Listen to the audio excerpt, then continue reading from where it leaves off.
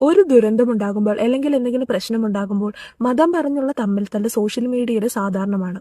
അത് സാധാരണമാകേണ്ട കാര്യമല്ല. പക്ഷെ എന്ത് ചെയ്യാൻ, ഇപ്പൊ അങ്ങനെയൊക്കെയാണ്. നമ്മുടെ രാജ്യത്തെ നടുക്കിയ ഒരു സംഭവമാണ് പഹൽഗാമിൽ നടന്നത്. ഈ ഭീകരാക്രമണത്തിൽ മതം എന്ന് പറയുന്ന ഒരു സംഭവം വരുന്നുണ്ട്. കാരണം ആ തീവ്രവാദികൾ പേരും മതവും ചോദിച്ചിട്ടാണ് കൊലപാതകം നടത്തിയത്. അതുകൊണ്ട് തന്നെ ഈ ഭീകരാക്രമണത്തെ പറ്റി പറയുമ്പോൾ മതം ഒരു സംസാര വിഷയമാകും. പക്ഷെ അത് ആവശ്യമുള്ളപ്പോൾ ആവശ്യമുള്ളയിടത്ത് ആവശ്യമുള്ള രീതിയിൽ വേണം പറയാൻ. അല്ലാതെ എല്ലാത്തിലും മതം കൂട്ടിക്കലർത്തേണ്ട ആവശ്യമില്ല. ഈ ഭീകരാക്രമണത്തിൽ കാശ്മീരി ആയ ഒരാളും മരണപ്പെട്ടിരുന്നു. അയാൾ അവിടെ ആളുകൾക്ക് കുതിരസവാരിയൊക്കെ നടത്തിയിരുന്ന ഒരാളാണ്. തീവ്രവാദികളിൽ നിന്ന് തോക്ക് പിടിച്ചു വാങ്ങാൻ ശ്രമിച്ചപ്പോഴാണ് വെടിയേറ്റത് എന്നാണ് പറയപ്പെടുന്നത്. തുടർന്ന് അയാൾ കൊല്ലപ്പെട്ടു. അയാൾ അവിടെയുള്ള ആളുകളെ രക്ഷിക്കാനാണ് ശ്രമിച്ചത്. ഈ കമന്റ് കണ്ടോ, അവൻ അവന്റെ ബിസിനസ് സംരക്ഷിക്കാനാണ് ശ്രമിച്ചത്, അല്ലാതെ ആളുകളെ രക്ഷിക്കാനല്ല എന്ന തരത്തിലാണ്. ഇങ്ങനെയുള്ള ഒത്തിരി കമന്റുകൾ സോഷ്യൽ മീഡിയയിൽ അയാളെ പറ്റിയുള്ള പോസ്റ്റുകൾക്ക് താഴെ കാണാൻ സാധിക്കും. എനിക്ക് തോന്നുന്നില്ല അയാൾ അത്രയ്ക്ക് ബുദ്ധിയില്ലാത്ത ആളാണെന്ന്. ബിസിനസ് പൊട്ടിയാലും പിന്നെയും ആ പൊട്ടിയെടുത്ത് നിന്ന് തുടങ്ങാനായിട്ട് പറ്റും.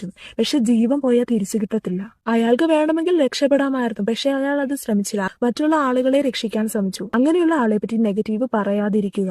ആവശ്യമുള്ളയിടത്ത് മതങ്ങൾ മൂലമുണ്ടാകുന്ന പ്രശ്നങ്ങളും ഒക്കെ ചർച്ച ചെയ്യണം. പക്ഷേ സയ്യിദ് ഹസനെ പറ്റിയുള്ള പോസ്റ്റുകൾക്ക് താഴെ മതം ചർച്ചയാക്കേണ്ട കാര്യമില്ല എന്നാണ് എന്റെ അഭിപ്രായം.